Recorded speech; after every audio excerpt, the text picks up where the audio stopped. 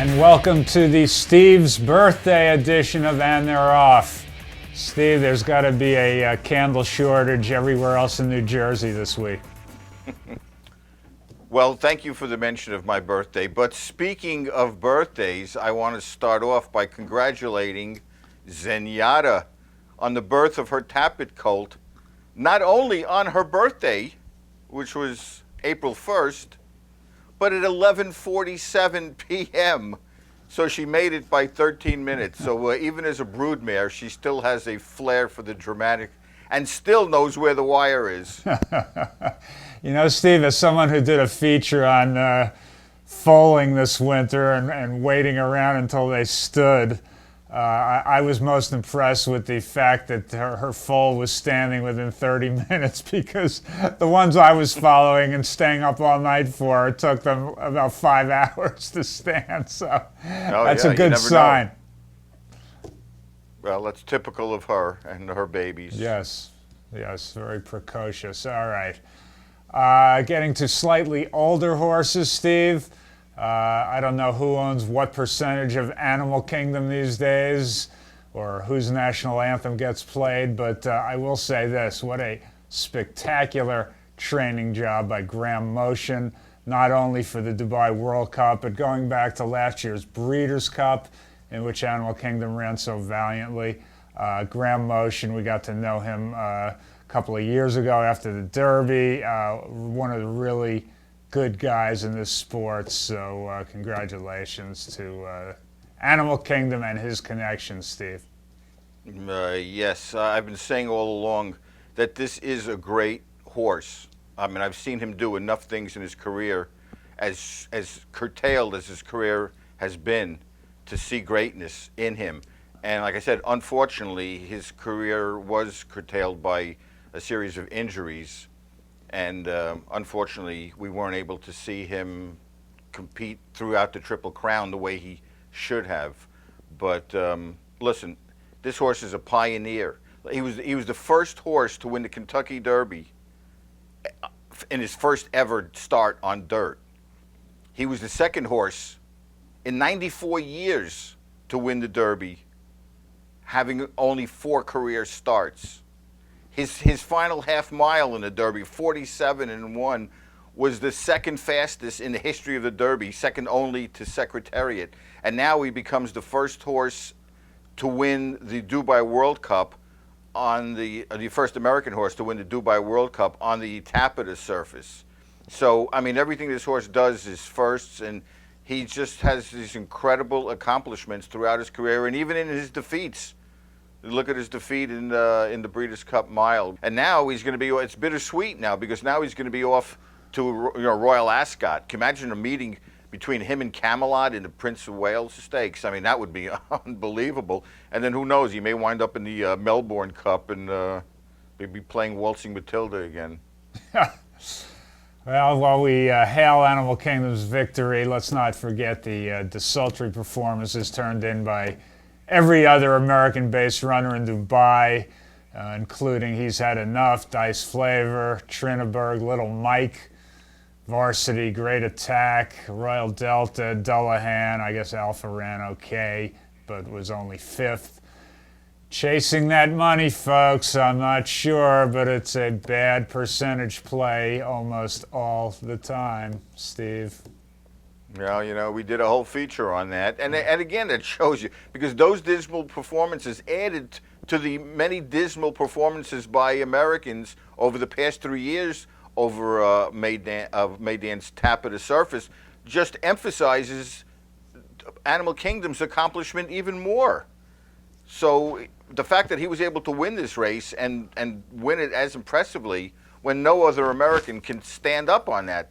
You can blame it on this and you can blame it on that and acclimating, but the bottom line is they haven't been able to run on it. We've had a few good performances like, Gio Ponte and stuff, but we still haven't been in the money, and this horse runs off with the race. Yeah, so. but they also haven't run well on the turf over there, so it's not just, yeah. Well, yeah, and they haven't run well on turf even before when it was at Nat El Sheba. Yeah, so. I guess Animal Kingdom is going to inspire more people to go over there. I'm not sure that's the right move, but All right. Trainer Shug McGahee has Orb primed for a Kentucky Derby run. Just Shug's second Derby starter since Easy Goer a million years ago.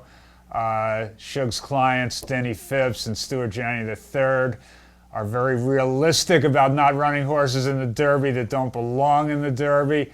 Steve, this is a old school bunch of connections here, and I think actually Stuart Janney's the only man who wants to go to the Derby less than I do. But Steve, what do you? This is a refreshingly honest group of folks as far as their Derby dreams go with Orb. Look, I'm a traditionalist, and I still hanker for the old days in many ways. And as a traditionalist, I have to root for old schoolers like Shug and Janney and the Phippses, who still do it the right way. And they're the last of a dying breed of sportsmen. So, if this is going to be their year, it would be great for them to do it all together. Janney's been there, and Phippses have been there. Not often, very rare, but now they're in it together. And I think this would be the appropriate year for Shug to finally get his, and for two of the oldest families in racing to get together, and they are related. And I think it would be great.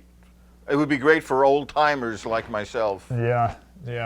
Steve, the other big 3-year-old race this weekend, the Louisiana Derby. Revolutionary's trip wasn't quite as eventful as his Magical Mystery Tour in the Withers, but he was still pretty wide turning for home. If you're looking at the clock, it may not have been that impressive, but visually I thought he ran pretty well, Steve. Oh, yeah. I mean, listen, what I like about this horse is that he can beat you from anywhere in the racetrack. I mean, he can be close up and beat you. He can come from dead last and beat you. He can bull his way between horses and beat you. He can go 7 wide and beat you. I mean, you have to admire a horse like that. He knows where the wire is. He has the determination to win. And I don't believe we've seen anywhere near his best yet. So I'm looking forward to seeing how he progresses off this race into the Derby. And again, you talk about the time, 93 Beyer, blah, blah, blah. Listen, he's already run a 102 Beyer when he broke his maiden. So we know he's got the speed. It just so happens that he hasn't been able to run a decent race in order to run a fast time. He certainly couldn't in the Withers, and he couldn't here. Not only was he 7 wide turning for home, but he was 7 wide going into the turn. So he had to go around the whole turn wide and then fan 7 wide. And then hold off, the closing charge of My Loot, who ran a terrific race. Yeah. So when this horse gets a clean trip and able to have things go his way, who knows what he's capable of. Not to get lost in all of the colt and the male action, I must bring up the performance of Dreaming of Julia in the Gulfstream Oaks. She looked like Secretariat coming down the stretch by herself, and just might give her sire, A.P. Indy, his 3rd Kentucky Oaks winner a month from now. Steve, it's too bad those Oaks points aren't transferable to the Derby the way she ran the other day. Well, listen, what are you going to do? There's nothing you can do about it. There are a lot of too bads in racing. It's too bad Palace Malice had such a bad trip in Louisiana Derby. It's too bad Violence got hurt. Would I like to see Dreaming of Julia in the Derby? Of course. I mean, coming off a performance like that, I certainly would have her ranked, somewhere in the top 5 or 6 or so. But, there was nothing to stop her when Todd Pletcher was planning her campaign. It was there. You got to figure Todd knew she was sitting on a monster race. So if you feel your horse is sitting on a monster race, well, you want to run. If you got the Derby in mind, you run her against the Colts. I mean, it was there, same chance as anybody else had. I just don't think you should accidentally discover on March 30th that you have a Derby horse. That's all.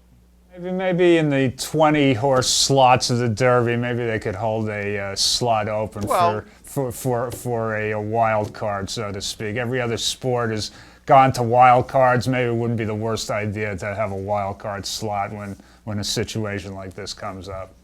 Yeah, don't get me wrong. I mean, if they can tweak it somehow to find an open spot for a performance like this, again, it would have to be a judgment call. It can't be anything with points anymore.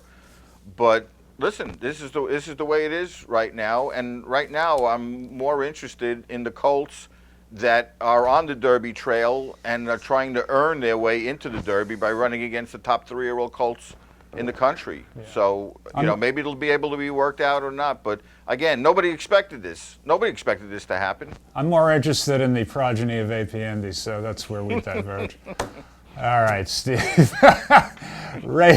Racing officials are investigating the use of a drug called gamma-aminobutyric acid, or GABA, that is apparently being administered by cheaters on race day while they are in the stall administering Salix shots. This drug is a relaxant that conserves a horse's energy before a race, but is very dangerous to a horse if you give it too much. This is just another fringe benefit of allowing race day drugs to be administered to horses. Give them a little Salix shot with a cocktail on the side of this or that. This is why I keep saying that this game must get vets out of stalls on race day.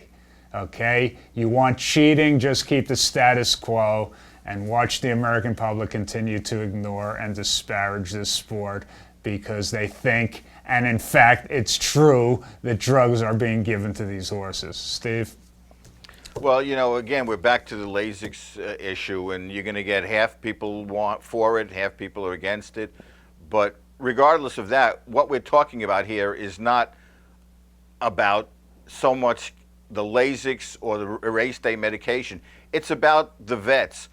I would think, how about having these tracks hire a staff of track veterinarians or assistant veterinarians? I'm just saying, if you're gonna allow Lasix, okay, have track veterinarians and their staff administer the Lasix, which would prevent the private vets from entering the barns, because they have no business entering the barns. It's the private vets, I think, that are the key here, as opposed to just having any vets come in.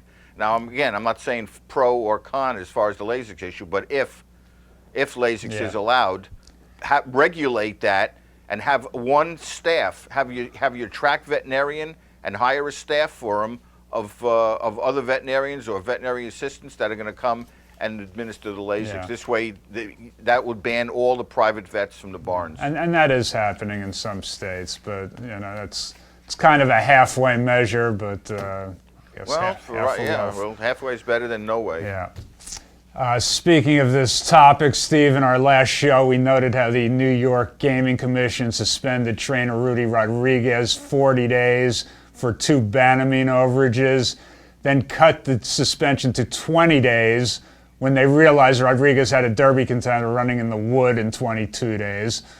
So they set the bar pretty low, saying they'd keep his suspension at 20 days if he managed to keep clean for a year. Hey, guess what? Rodriguez notched his 3rd Banamine overage 6 days before his suspension went into effect. You think the commission has the cojones to rule this guy off the track before he saddles Vijay in the wood? Does anybody think so? Yeah, I didn't think so. Steve, you think so?